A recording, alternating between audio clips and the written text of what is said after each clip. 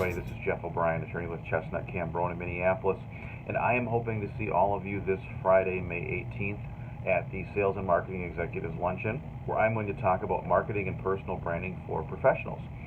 For the first time ever, I'm going to share my personal journey in building my brand and my practice, how I went from an associate with 3 clients to having my own book of clients, including some very fun niche practice areas working with craft breweries and retired professional athletes, and the tools I used, including networking, social media, and content marketing.